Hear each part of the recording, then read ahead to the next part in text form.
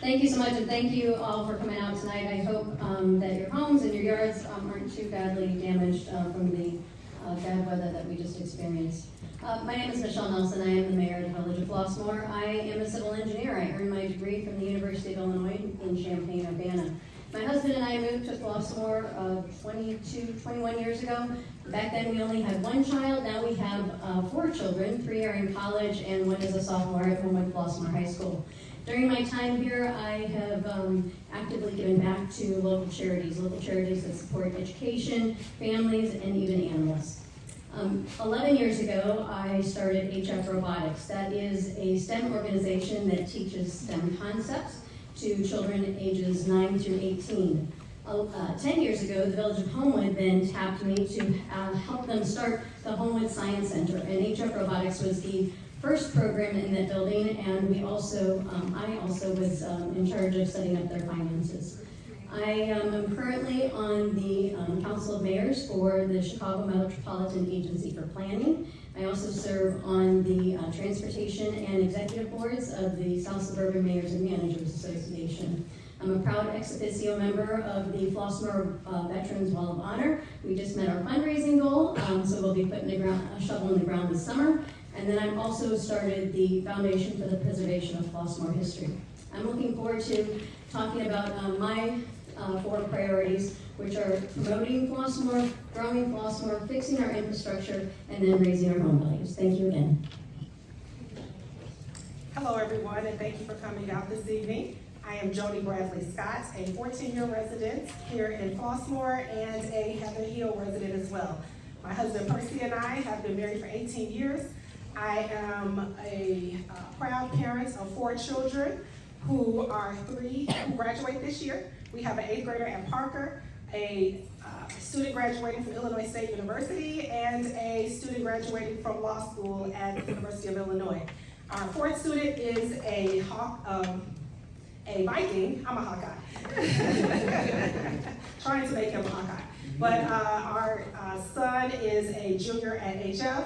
He just finished his debate finals and was a quarterfinalist. So go Hawkeye, go Vikings. I want to make him a Hawkeye. So yeah, I attended the University of Iowa. I have my master's degree in organizational leadership from Lewis University.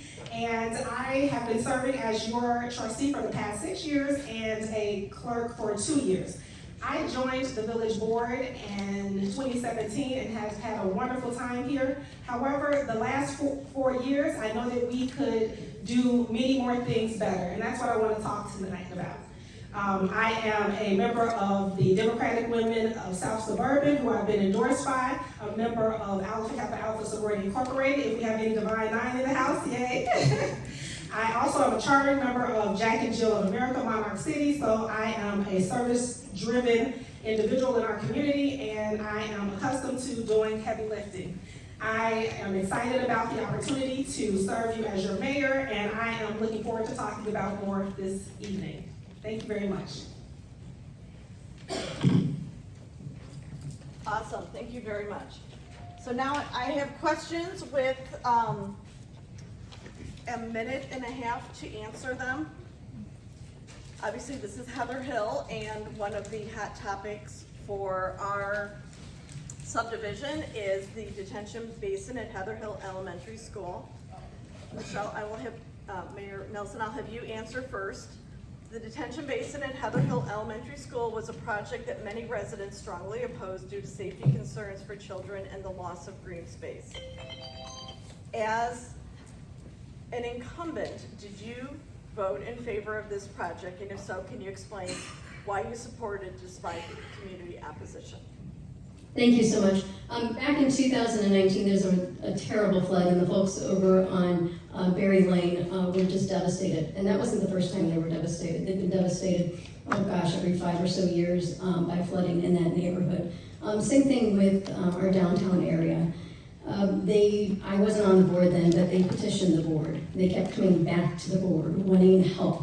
The board was finally able to put a bond for all of Flossmoor, and the bond was approved overwhelmingly back in 2020. And in 2021, we started bringing in major grant funds. while I do understand that there are some folks who oppose the project, there were quite a big number of folks who also supported the project.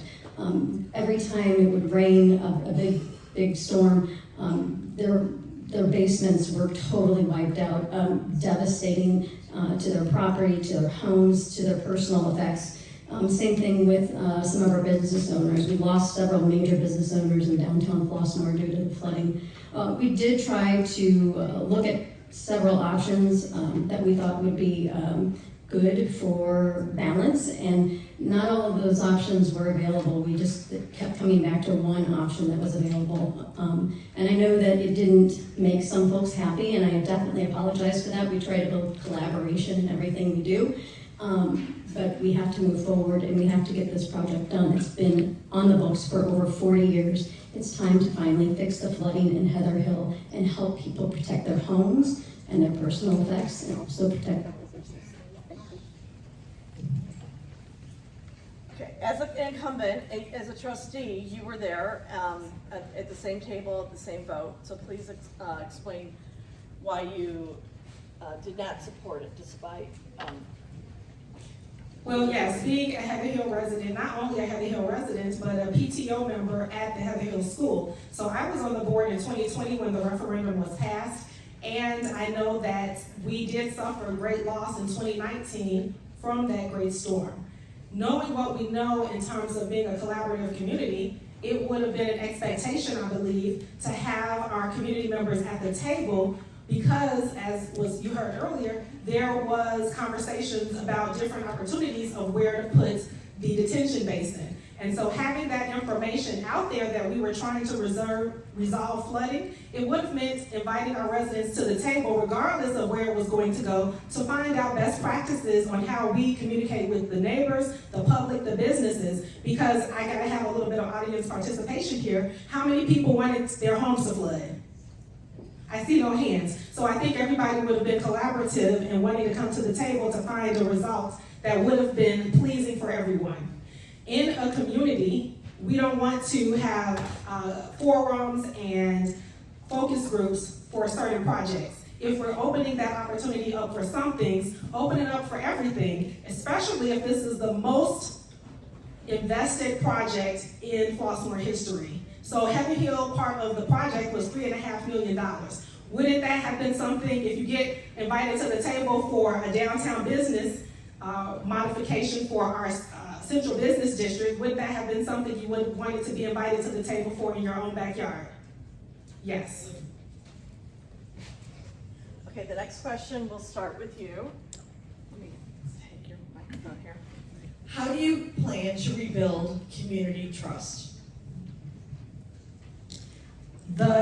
In my opinion, the easiest way to create community trust is by inviting the community out for a conversation.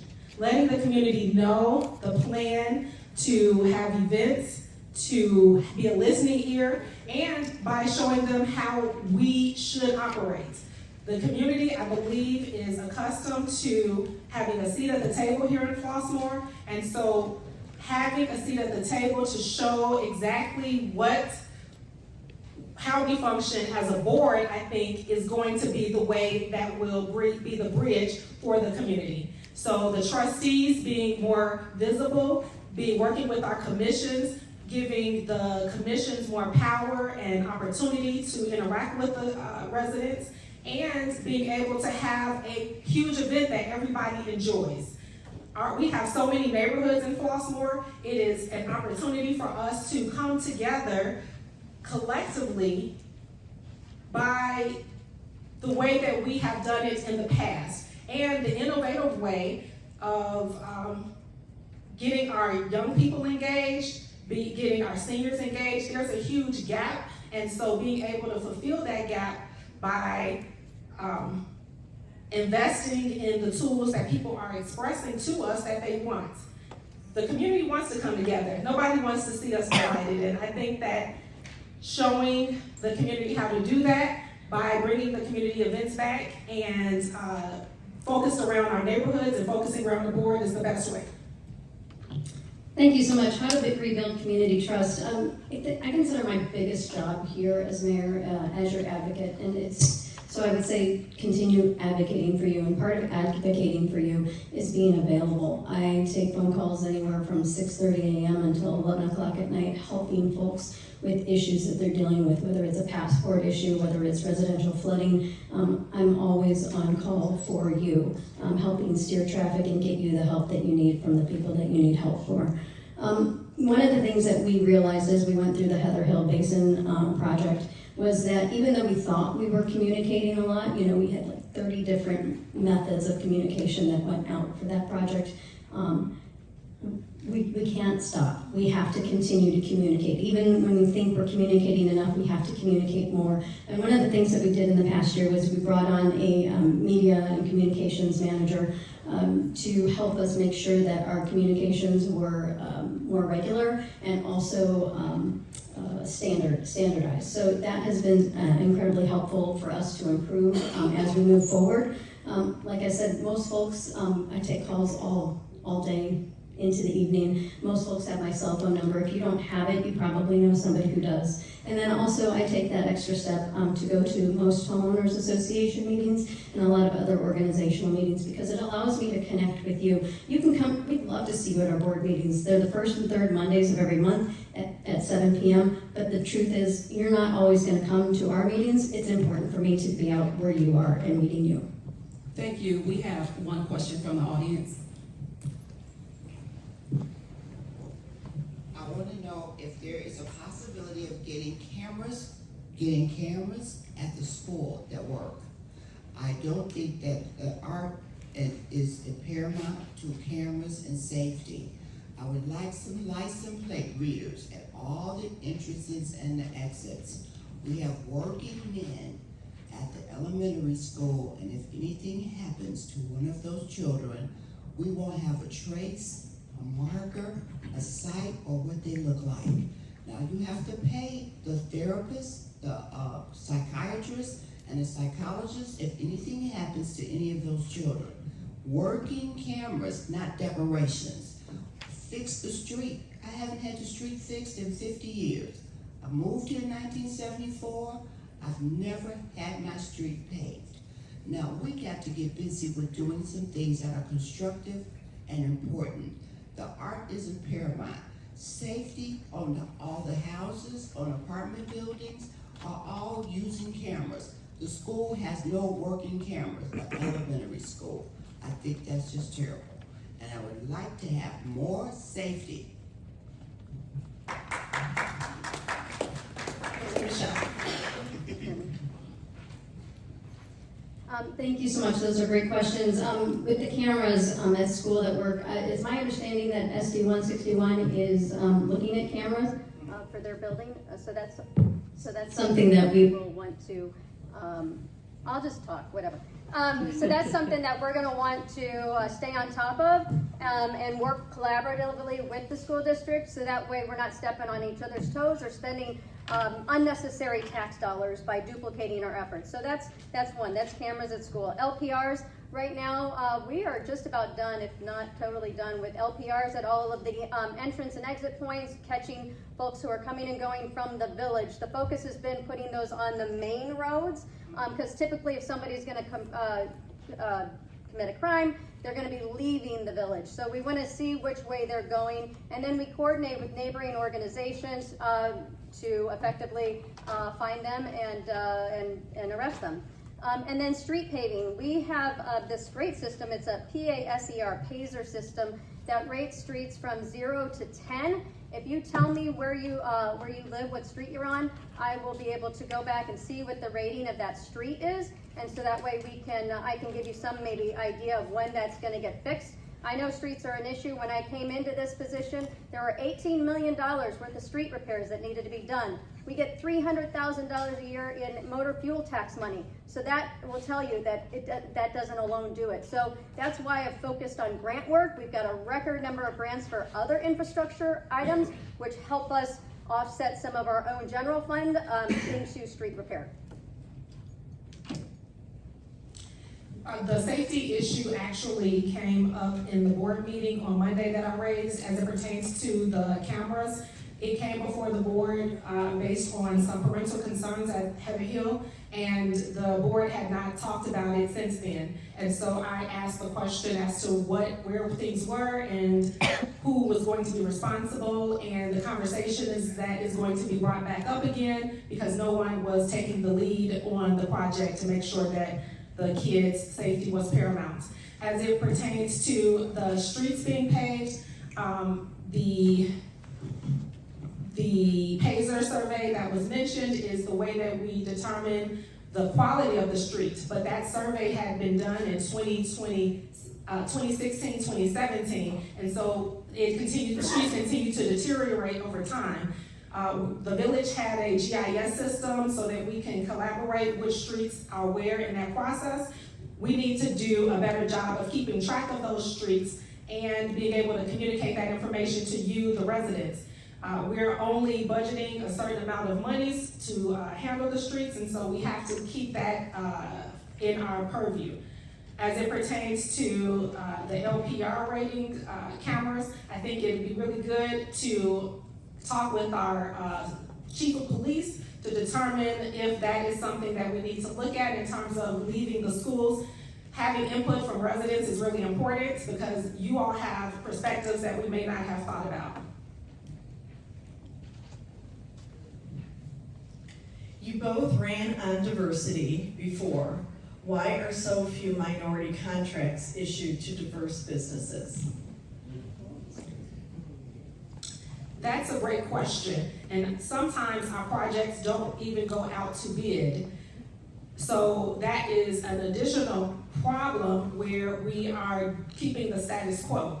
I've talked to our Public Works Department, and in terms of how that information is being communicated to the public, we have to communicate to people how they like to be communicated to and be able to go where people are. And so at this moment, I don't believe that we are going where the contractors are and getting that information out to widen the span of opportunities.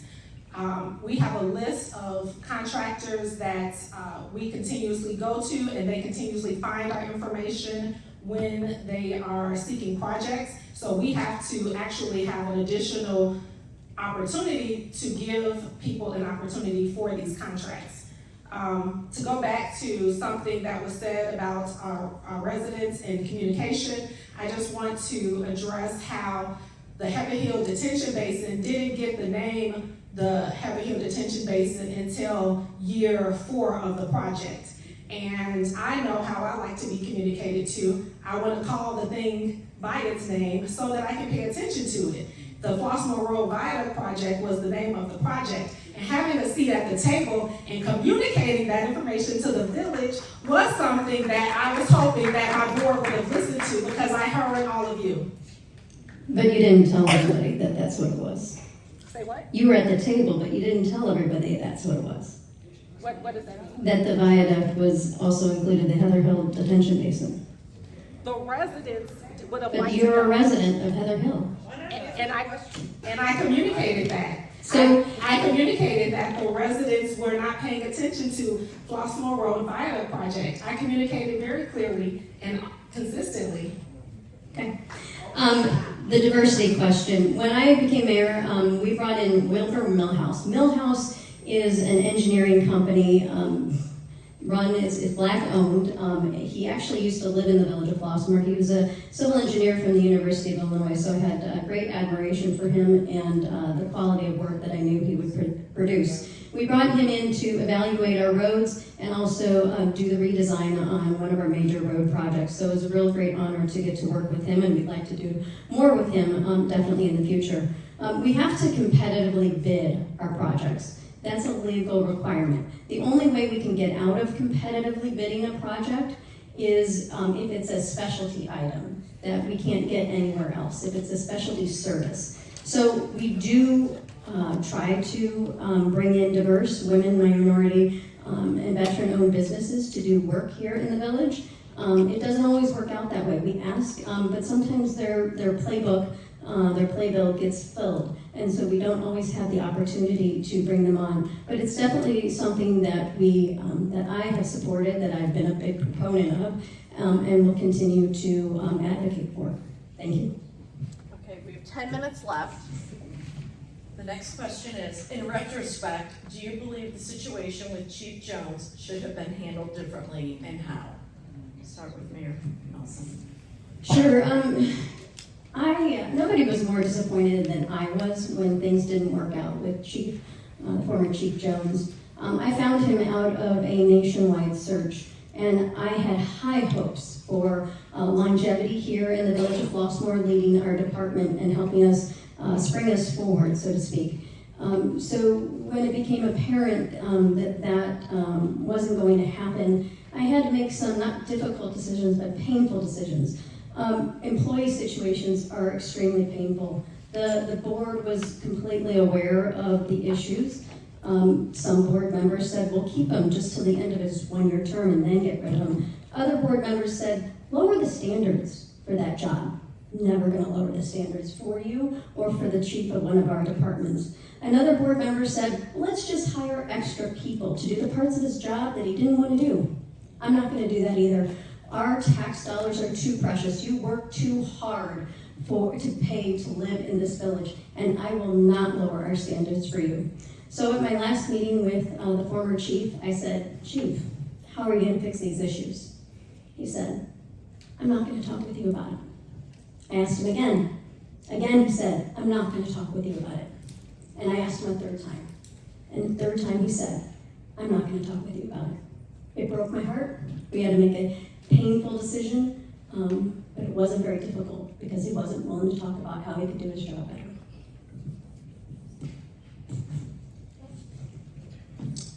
The situation with former Chief Jarrell Jones, as many of the residents here are aware of, I had extreme opposition to. The reason for my opposition was because I was presented with the write-up. It wasn't even a performance review, it was a write-up of things that he did not do correctly.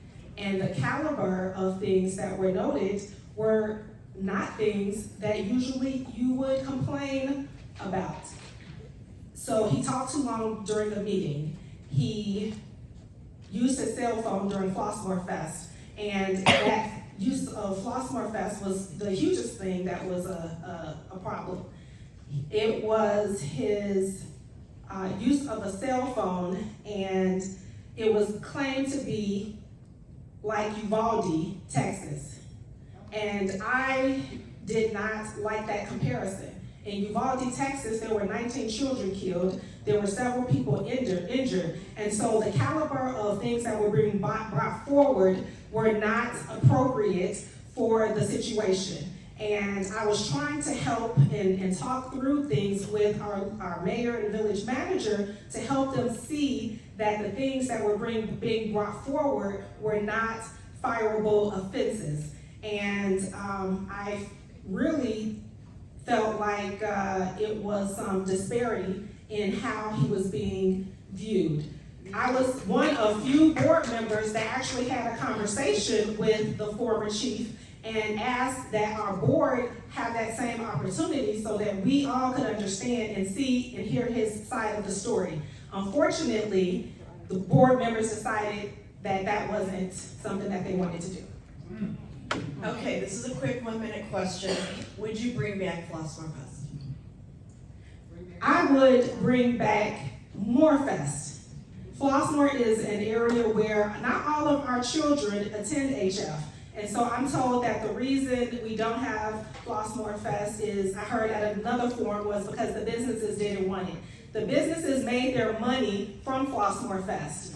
They got their money from Flossmoor Fest to get them through the holidays. I'm not sure if you noticed, but the downtown businesses, the shops on Sterling, most of them are gone. Over 30 to 40 businesses have left Flossmoor in the last 4 years. And so, yes, I will bring back more events because we love to get together. We love to patronize our businesses. We love community. And so we will have not only Fest, but more Fest. I think that it is an opportunity for us to collaborate, to get to know each other, and to make sure that we still have the connection of what matters to you matters to me. And I think that's what's been lost. Thank you so much. So Flossmoor Fest had ballooned from a $50,000 a year project to a $60,000 a year project to an $80,000 a year project. And if you recall, at the last fest, we were completely surrounded by fencing. We had several mobile command vehicles there. We had rooftop units with armed folks up there. And then we also had on-the-ground officers. And then we also had drones circling. It didn't feel like Flossmoor Fest. It felt quite the opposite.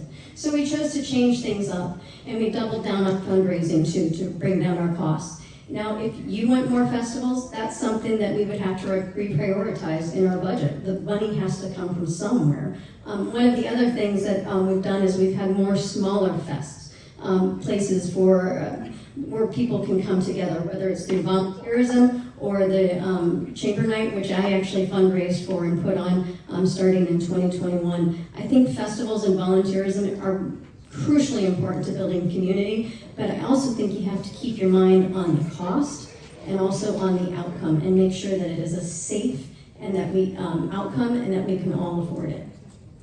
Okay, we have a minute and a half left for each of you to have your concluding statements, please.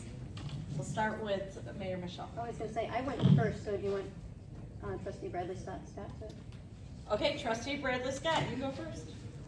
Thank you all for coming out this evening. It's been an honor to serve you over the last 8 years as your clerk and your trustee. We are at a pivotal time right now to make a decision on who we want to run our town. And I look at it as a partnership, not a dictatorship. When we think about how we build community, it is together. Flossmoor is diverse in nature, by color, but it's not diverse in thought, it's not diverse in opportunity, it's not diverse in culture. As your mayor, I will listen to you.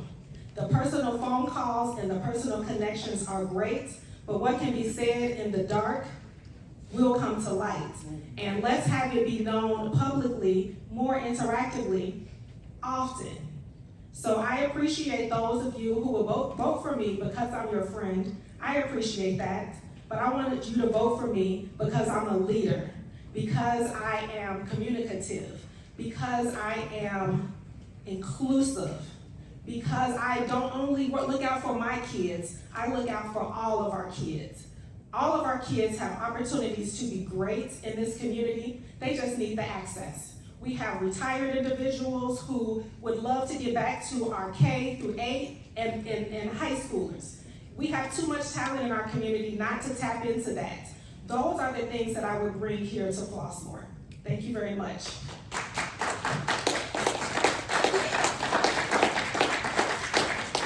Thank you for being here. I truly hope that this was helpful for you. I'm so glad that you brought up diversity. I was the first mayor in the Southland to sign on to the Juneteenth Festival. It was my honor. I wrote a personal check to help with the event as well. And when she had a shortfall last year, I wrote her another personal check, and I advocated for residents to help support Destiny Watson and You Matter Too.